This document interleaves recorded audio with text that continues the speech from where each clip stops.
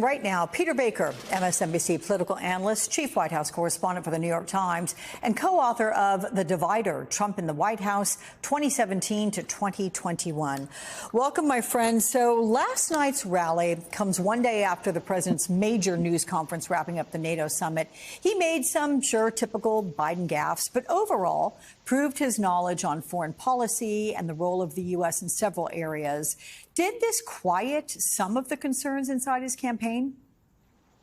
Well, I think a lot of people feel like it was a mixed bag, right? On the one hand, it wasn't a disaster the way the debate was. On the other hand, there were some moments that were troubling, and he didn't exactly have a forceful, presentation the entire time. And therefore, it's kind of the middle ground where, several more House Democrats came afterwards saying he should step aside, but not the flood that people had anticipated. There had been an expectation that it could be even a few dozen would come out. So in that sense, it seemed to have slowed the momentum for the desire to replace him on the ticket. But I don't think it's actually cured the problem. I mean, if you talk to members of Congress, which I do, you talk to senior Democrats, even people inside the Biden team, there's a widespread view that he should step aside, even if they think that it may not happen, right? And they may be coming around to the idea, they may be resigned to the idea that they cannot convince him to leave, and therefore they might have to stick with him, at least until there may be another incident like the debate. That's what everybody fears. Three more months between now and the election,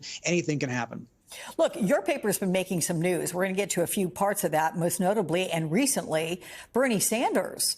He's throwing all of his weight behind Joe Biden. How much will that help?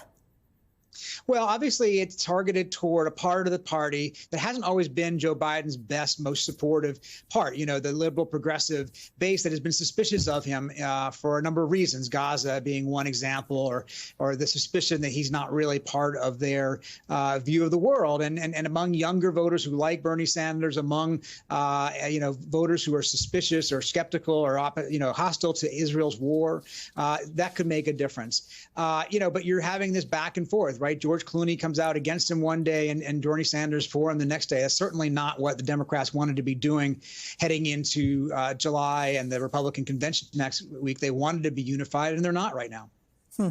So sticking with your paper, your colleagues on the editorial board of the New York Times have publicly declared Donald Trump is unfit to lead. That happened on Thursday. The board called on Americans to use their power to vote against Trump, regardless of who is on the ballot opposing him. Look, I'm going to remind viewers right now, as you will want me to, you are not part of the editorial board. But do you have any insight why they decided to issue this warning now? Could they have felt some pressure to do that after calling on President Biden to leave the race 2 weeks ago?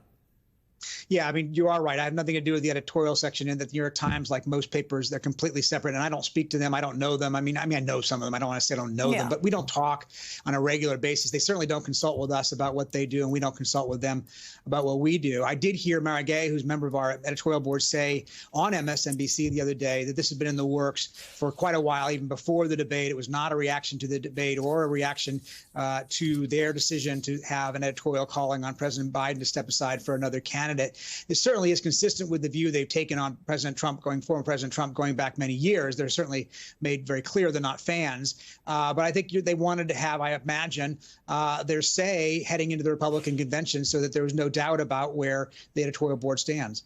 Did the editorial board, to your knowledge, have you heard from Mara or others, that the reason they said Joe Biden needs to get out of the race is because of the disastrous debate?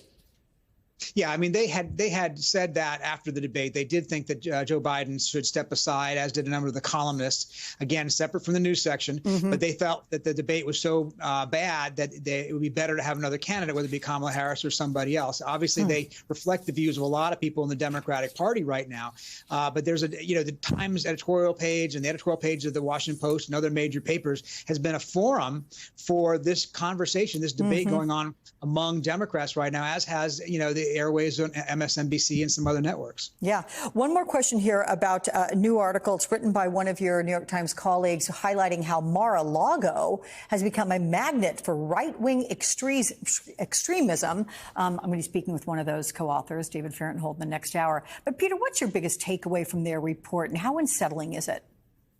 Well, look, I think it's important to remember, even as we talk about the debate going on among Democrats about President Biden, is that there is, in fact, a lot to write about and talk about with former President Trump, including his flirtation, not flirtation, it's even more significant than that, his embrace, I would say, I guess, of the far right within his party, white supremacists. Remember, he invited to have dinner with him a couple, overtly white supremacist or Jewish voices at Mar-a-Lago about a year ago, I guess it was, last fall. He's been very, he's moved, I think, even further toward the radical fringe of the political spectrum in the 4 years since he was president. He has found that is the place that is most supportive of him, and he likes people who support him, whether he buys into all of their philosophy or not. He would say maybe not, but he has been much more willing to embrace them than any conventional politician has ever been in modern times. Yeah, but look, if that's the way he's going to react to something and at least put on the show, I have one word reaction to that, which is yikes. All right, my friend, I'll see you next weekend. Thank you.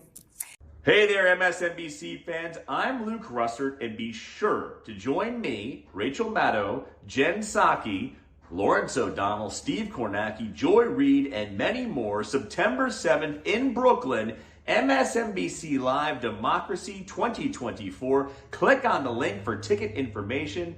We will see you there.